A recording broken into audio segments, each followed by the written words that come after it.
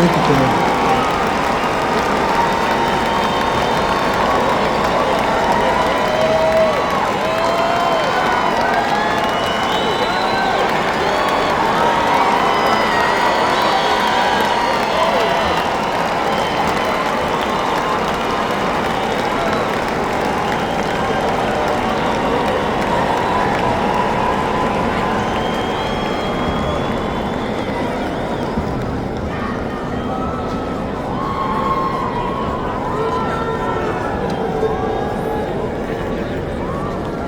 Hello, Cleveland.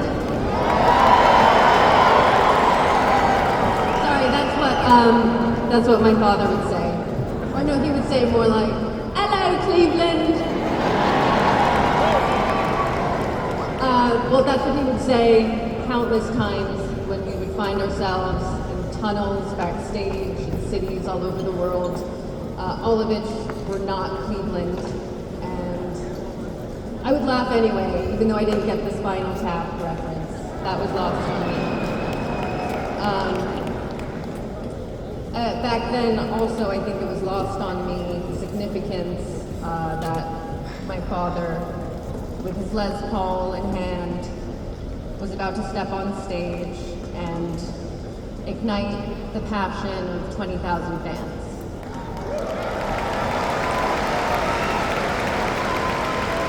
So now, huge benchmark for me. I get to say it on the stage, at the Rock and Roll Hall of Fame in this city. Although, of course, I wish it were him, and he wishes he could be here now.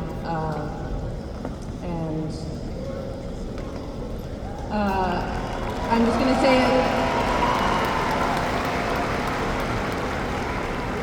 He's in New York and he's watching from home. Love you, Daddy.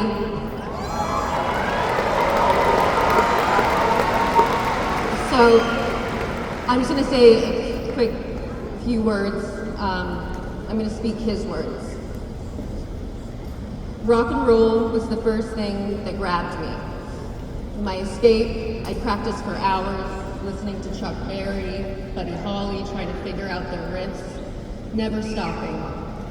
Music was the only thing I wanted to do. There was no plan B. I just wanted to write songs and write them, not just play them. So I learned to speak through song. By the time Foreigner came together, it was clear what I wanted it to be. It was about creating music that would last, and I think that we managed to capture that. Thanks to my brothers in song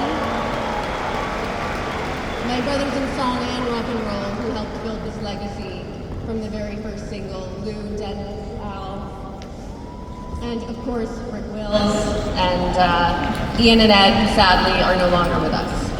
Our incredible manager, Bud Prager, our Atlantic Records family, who took us to the highest of heights. Thank you, Kelly, Jeff, Michael, Chris, Bruce, and Louis, for keeping Foreigner alive for the last 2 decades.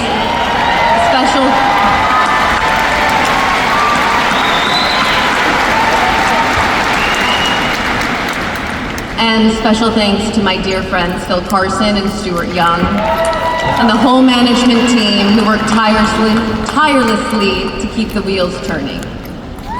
I want to thank the Rock and Roll Hall of Fame for this giant honor, especially Rick Krim for nominating us, and my old friend, John Sykes.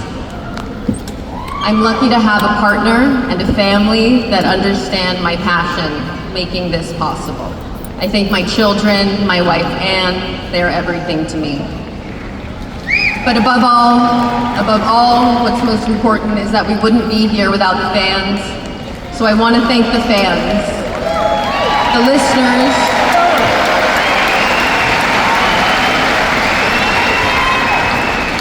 the dreamers who made this journey possible. Thank you to everyone who has been a part of this incredible odyssey. Rock and roll is forever.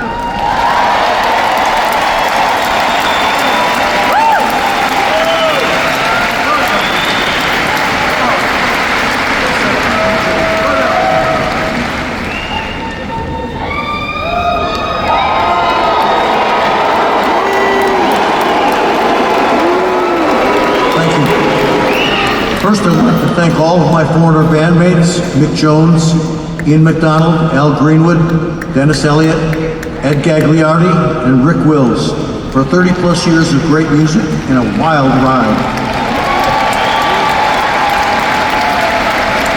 Now, right from the start, Mick and I hit it off in our first songwriting session. The chemistry for many of our biggest hits was the Jones-Gramm collaboration. Although the band went through some changes as time went on, I believe the original band encompassed what Foreigner was all about. As I think back about those times, I'm convinced that Ian McDonald and Ed Gagliardi, who have passed on to a better place, were pivotal players and personalities in Foreigner's early success. Lastly, I'd like to close by thanking my friend and songwriting partner, Mick Jones. Along with the many triumphs and accolades, we didn't always agree about Foreigner's musical directions, but all told, we were very fortunate to have been in Foreigner together, and our music continues to stand the test of time.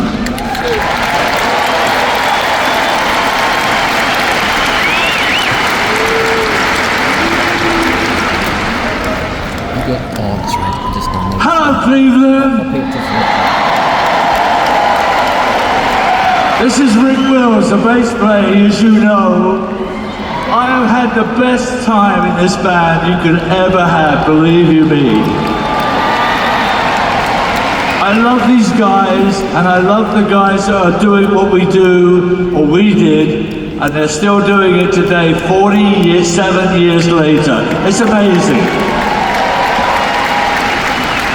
So I want to thank you all, and thank the Rock and Roll Hall of Fame for giving us this opportunity to finally be Rock and Roll Hall of Fame people. Thank you.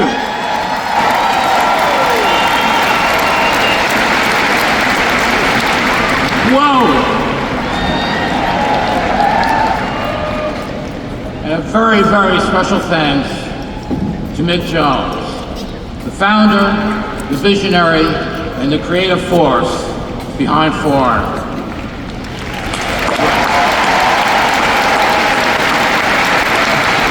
We wish that he were here with us tonight. And to all of our fans who have been with us for 47 years, spanning generations, we love you all, and we thank you.